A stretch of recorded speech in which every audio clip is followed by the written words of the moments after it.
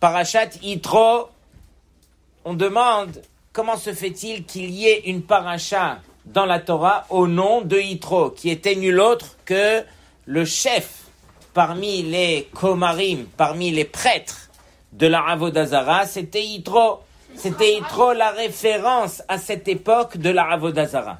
Sachez que chacun qui avait une question, qui se demandait, selon les Mefarshim, comment on sert tel et tel Avodah Zara, il allait chez Yitro et Yitro lui disait exactement comment est-ce qu'il fallait faire. Donc c'était vraiment le top niveau de la Avodah Zara. Comment se fait-il qu'il y ait une paracha qui soit citée au nom de Yitro et pas n'importe laquelle, la paracha de Mahamad Har Sinai, Matan Torah, qui a été citée au nom de Yitro? Sur cela, on répond. Pourquoi est-ce que on a appelé cette paracha Yitro? Parce que Yitro, justement, il était au top niveau de ce qu'on aurait pu arriver à cette époque. Et Yitro, à ce moment-là, il a décidé, en réfléchissant, de faire teshuva, de se convertir et de rejeter tout ce que cette vérité voulait représenter à ses yeux. À ce moment-là, Yitro, le Midrash, il nous dit, il y a un Midrash qui s'appelle Midrash Hagadol, qui dit que au moment où Yitro, il a tout rejeté, il a dit devant tout le monde que c'était Sheker Vekazav, c'était vraiment un mensonge, cette histoire de Avodah Zara. Alors tout le monde l'a pris et l'ont mis en Herem. Et ils lui ont dit, on ne s'occupe plus de toi. Et c'est à ce moment-là que Yitro, il a dû envoyer ses filles, parce que si lui, on allait le lapider, il a envoyé ses filles pour aller puiser de l'eau. On ne voulait plus lui donner à manger, on ne voulait plus lui donner à boire. Et donc ses filles se sont retrouvées devant le puits pour aller puiser. Et voici que tous les bergers sont arrivés et ne voulaient pas permettre aux filles de Yitro de boire. À ce moment-là, Hachem il fait un miracle et il envoie Moshe Rabbeinu qui quitte Mitzrayim pour aller à Midian et il se retrouve devant les filles de Yitro. Il protège les filles de Yitro des bergers et il leur donne à boire. Et Yitro, grâce à cela, il a eu le mérite que sa fille s'est mariée avec nul autre que le grand du clan d'Israël, Moshe Rabbeinu.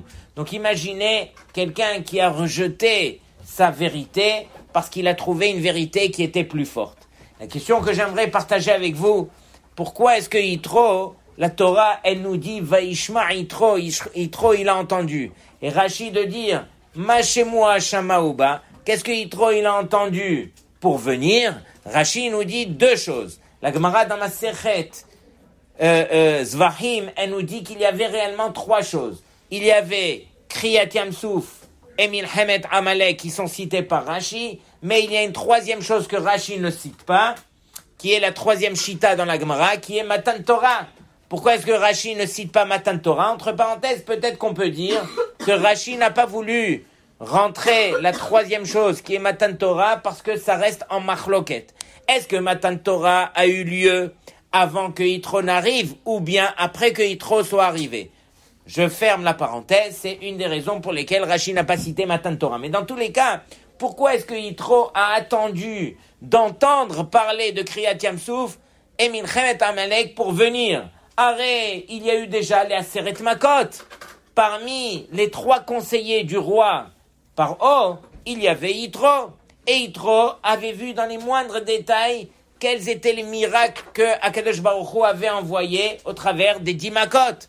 Hachem, il a changé la nature du monde pour montrer dans les moindres détails que c'est lui qui gère ce monde. Pourquoi est-ce que Yitro n'a pas attendu justement d'arriver grâce à ces 10 Makot, d'arriver à venir se convertir, changer sa vérité? Non, Yitro, il a patienté, les 10 Makot ne lui ont pas suffi, et il a fallu arriver à Kriyat Yamsouf et Milchemet Amalek Davka pour en arriver à cette vérité de vouloir se convertir. Alors regardez, je vous propose une tchouva, et ensuite, Bli Neder, je vous raconte une histoire qui va essayer de nous aider à comprendre cela.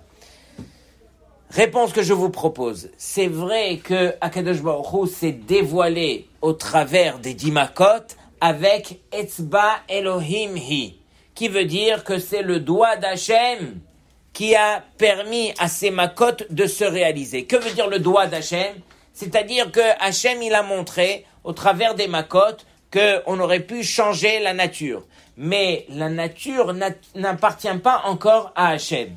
Et Yitro, lui, qui contemplait tout ce qui s'était passé, Yitro, la seule chose qu'il recherchait, c'était qui c'est qui était en haut de la tour de contrôle de ce monde-ci, qui c'est qui dirigeait toutes les forces de ce monde-ci. Non pas uniquement par Etzba Elohim, mais par Yad HaChazaka, par la main. Celui qui parle de la main, c'est celui qui dirige. Et donc, qui c'est qui dirigeait ce monde? Vadaï que c'était Hachem. Mais Yitro n'a pu l'assurer qu'au travers de Kriyat Yam-Souf en premier lieu. Pourquoi?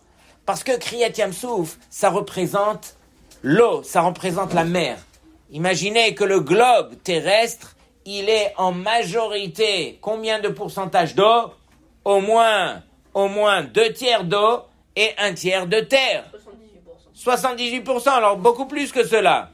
Oui, et donc Yitro, il a dit, si toutes les eaux arrivent à écouter la voix d'Hachem, qui est le rov du globe, alors c'est sûr que c'est ce Dieu qui dirige toutes les forces de ce monde-ci. Lorsque l'eau s'est ouverte pour les Béné Israël, le Passouk nous dit « Vaïbakeru amaim » les eaux se sont ouvertes. On vient de le dire, Rashi sur cela, il dit « C'est quoi Vaïbakeru amaim » que toutes les eaux se sont ouvertes à ce moment-là. Tout celui sur terre qui était avec de l'eau devant lui, les eaux se sont ouvertes. Celui qui buvait un verre d'eau à ce moment-là, alors même dans son verre, les eaux se sont coupées. Quand Yitro, il a vu que Hachem dirigeait toutes les forces de ce monde-ci, c'est lui qui était en haut de la tour de contrôle, il a dit, je viens pour me convertir. Il ne voulait pas avoir des faits divers au niveau de miracles qui auraient pu se passer de manière ponctuelle sur une chose. Il a voulu voir quelle était la force qui dirigeait tout ce monde. Par rapport à l'eau, alors ça montrait que Hachem, il dirigeait tout ce monde. C'est une des raisons pour lesquelles c'est Kriyat Yam-Souf Dafka qui l'a changé, qui lui a permis de réaliser cela. Autre chose que Rashi nous cite, il nous cite Milchemet Amalek. Il a dit, Yitro, c'est pas possible. S'il y a un peuple qui arrive et qui arrive à venir faire la guerre, quelle audace de venir faire la guerre contre le clan d'Israël une fois que Hachem s'est dévoilé de la sorte aux yeux de tous. Comment est-ce qu'on peut oublier? Comment on peut faire semblant? Ça, c'est quelque chose que tout le monde a vu. Si ce peuple est arrivé pour faire la guerre, alors je réalise moi-même que je ne suis pas loin de ce peuple et que je peux moi-même, même en ayant vu la vérité, je peux revenir à ma bêtise. Donc Yitro, il a dit, je ne perds pas une seconde. Je m'en vais et je suis le clan d'Israël. Rashi, il dit, Mashemua Shama Uba. C'est ça la réponse. Qu'est-ce qu'il a entendu pour venir? Alors, la réponse, c'est que Yitro, lui, contrairement aux autres peuples, il est venu. Et il a dit, Yitro, il a dit, je ne peux m'en sortir grâce à ma conversion que si je suis un des grands du clan d'Israël. Assez les harav, on doit se faire un rave. Et donc Yitro, il a couru pour aller se faire Moshe Rabbeinu, qui était nul autre que son gendre, en tant que rave, parce qu'il savait qu'il aurait pu retourner encore une fois, dans sa vérité, dans ses bêtises. Et donc Yitro, il a voulu suivre justement Moshe Rabbeinu, une fois qu'il a vu qu'il y avait un peuple comme Amalek, qui, après avoir vu tous ces miracles, ils ont quand même fait la guerre contre les Béné Israël. Tout ça pour dire que Vaishma Yitro, il a entendu.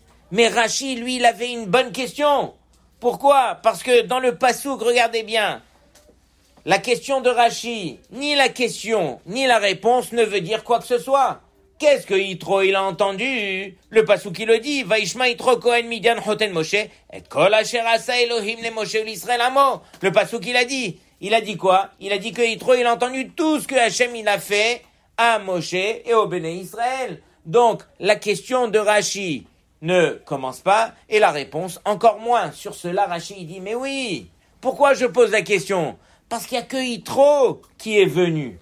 Vaishma Yitro Mashemu Hashama Uba. Pourquoi est-ce qu'il n'y a que Yitro qui est venu? Tous les peuples ont entendu, tous les peuples ont vu. Shame'u Amim Yirgazon. Les peuples ont vu Yirgazon, ils se sont énervés, ils ont vu la vérité. Ils ont vu que Hachem, il avait ouvert les eaux. Et donc, les peuples ne sont pas venus. Rashi de confirmer, ne vous en faites pas. Yitro, il a entendu ce que les peuples ont entendu. Qu'est-ce qu'il a entendu? Kriyat Yamsouf et Milchemet Amalek. Tout le monde a vu la même chose, tout le monde a entendu la même chose. Mais il n'y en a qu'un seul qui est venu, c'est celui qui était prêt à changer. C'est celui que, lorsqu'il a vu la vérité, alors il était prêt à changer parce que la vérité voulait dire quelque chose. C'est quelque part le message qu'on verra dans la suite de la paracha, dans Aseret Adiberot.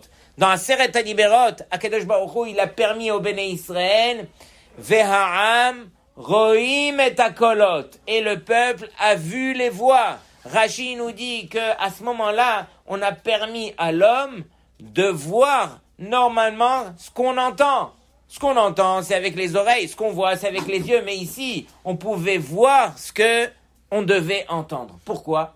Parce que ici, Akadosh Baruch Hu, il nous dit, j'aimerais que vous arriviez au niveau de palper ce que vous allez entendre.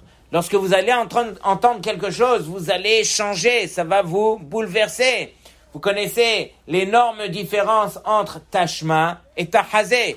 Dans la Gemara, on dit Tashma, viens, écoute une preuve. Et pour comprendre la preuve, il faut vraiment creuser, essayer de comprendre, essayer de voir exactement pourquoi est-ce que la Gemara, elle a dit, viens, écoute. Pendant que lorsqu'on arrive dans le Zohar, ça y est, là on te dit Tahazé, viens et vois. Il y a une énorme différence entre voir et écouter.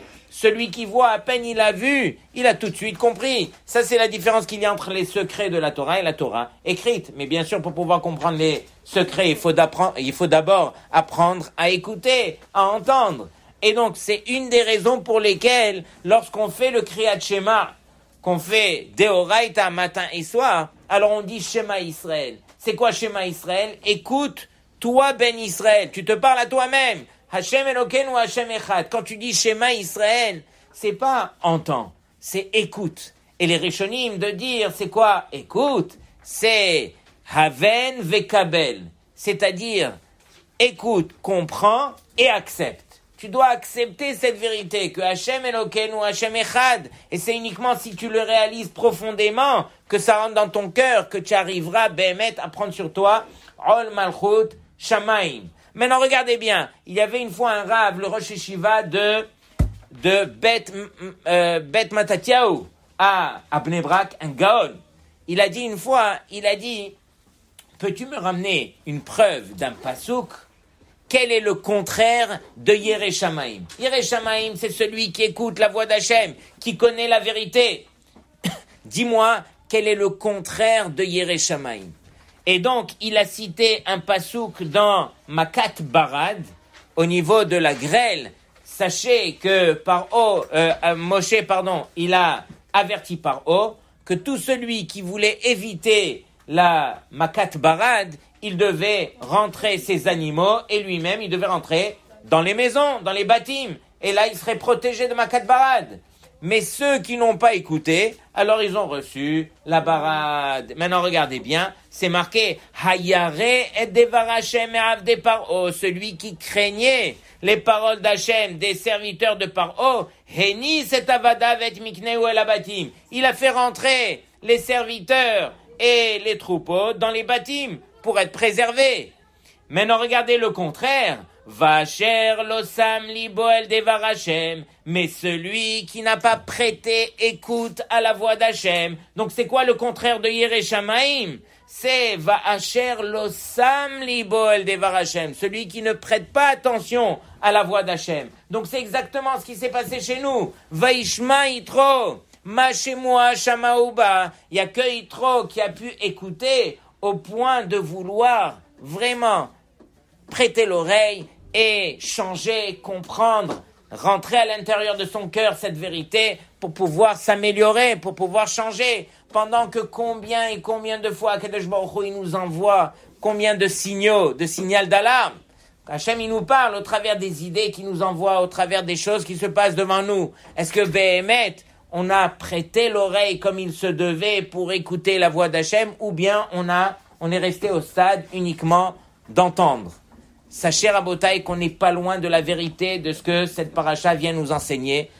Tous les peuples ont entendu, il n'y en a qu'un seul qui est venu grâce à son écoute, c'est Yitro.